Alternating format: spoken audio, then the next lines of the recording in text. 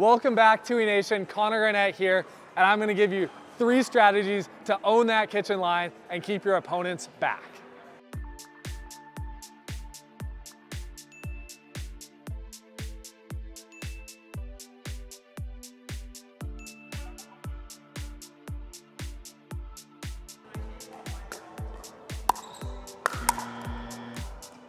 These 3 strategies are going to allow you to own the kitchen line so that doesn't happen to you.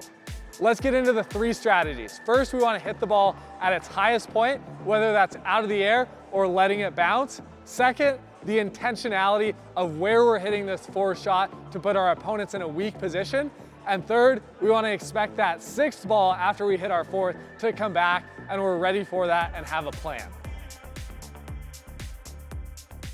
First, we're going to cover hitting the ball at its highest point here. That means we want to either take it out of the air if we can hit down on this ball, or letting it bounce and getting behind this ball. I see a lot of times people are overextending and they pop it up as that ball is going down versus getting behind it to be aggressive. Now, it's very important if we do let that ball bounce, not to let it get behind us, but we're still able to take it out in front. So that might require an extra step so we can go forward into it.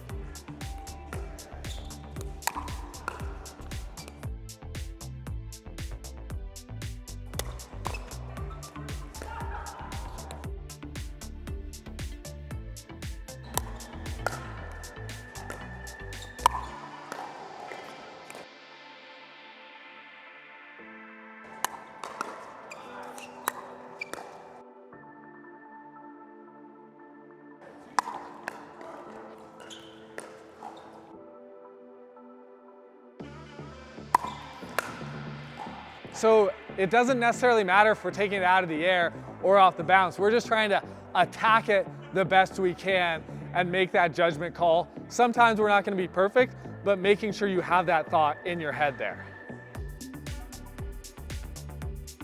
All right, our second thing is intentionality with that force shot. The 2 things I want you guys to think about when we're doing this are forcing your opponent to hit up on the ball, and then secondly, keeping them far back as possible on this. So sometimes if they're moving in too fast, you can just hit it hard at them because they're not going to be balanced and they'll still have to hit up. But a general rule of thumb is find their feet if they're coming in, and if not, just keep it as deep as possible on this shot. Let's get into it.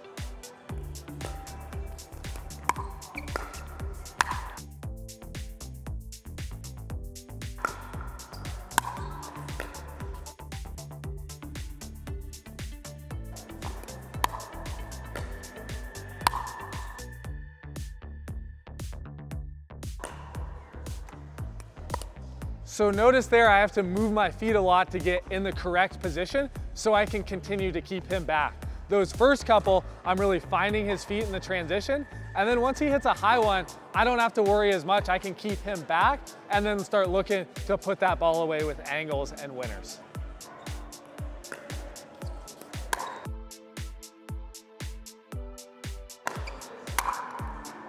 And so there he was moving as I was making contact. I saw he was trying to take too much ground, so I just sped that ball up, and that was kind of what I was talking about. Even though it was a little higher, he still wasn't able to hit down on it because he wasn't balanced, and that allows us to still be in offense and in an aggressive mode on that point.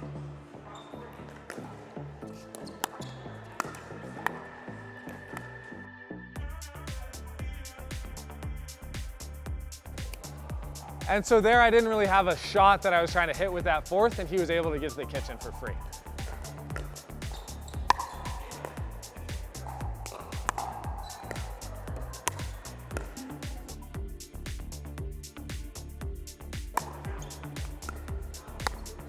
Hey everyone, Connor Garnett here. There's something exciting happening this summer at the Picklr just for our juniors. It's the Picklr Summer Camp Series.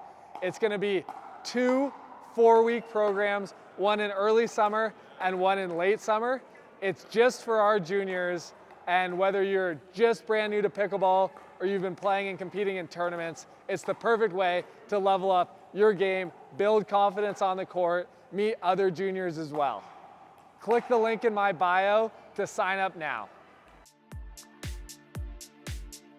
All right, so this last one is expecting a sixth ball. I see a lot of times players in the transition zone bail out with a swinging volley, and that person at the net isn't expecting that, so they're able to win the point. We wanna make sure we're ready for that sixth ball and getting it back down at their feet.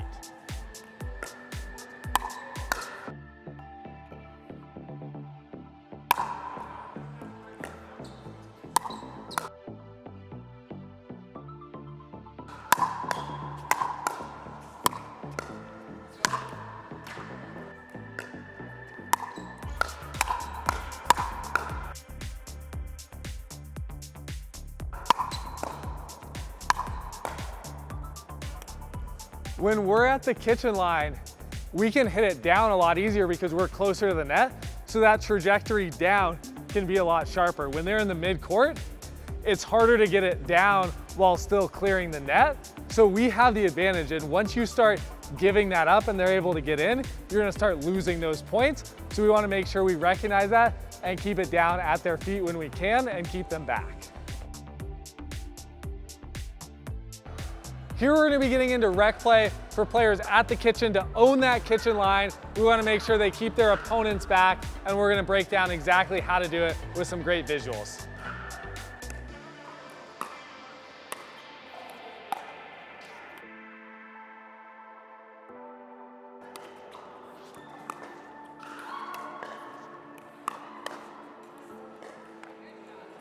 There we saw as they were working up to the kitchen line, again, we wanna make sure you're hitting that ball at the highest point when they're coming in. So Allie took that ball as a short hop as opposed to taking a step back, so it bounces a little higher and she can be a little bit more aggressive on that ball.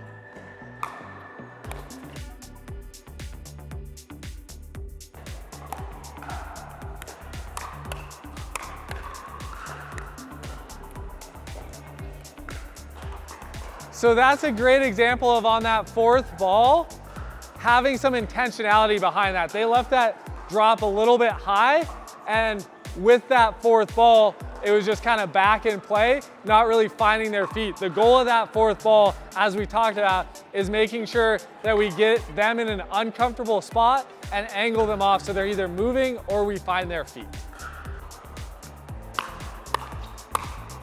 So there, being ready for that sixth ball is so key. When we're at that net, we might drive that fourth ball or hit it with a little bit of topspin. And if we're not back ready for it, we're not gonna be able to counter it when they're speeding up in transition. I see a lot of people bail out with these mid-court speed ups that we're not ready for as the net team. All right, so now we've covered how to own that kitchen line. You've seen some examples and you've seen it in rec play. If you have any questions or comments on how to own that kitchen line, drop them in the comments below. Thank you to my sponsors, Zaya and the Picklr, for sponsoring this video. Also, all my links are below if you want to look fresh like this, hit the ball like I do, play at a place like this. I got you covered. It's all there. TUI Nation out. Make sure to subscribe for bi-weekly videos to catch all this good stuff.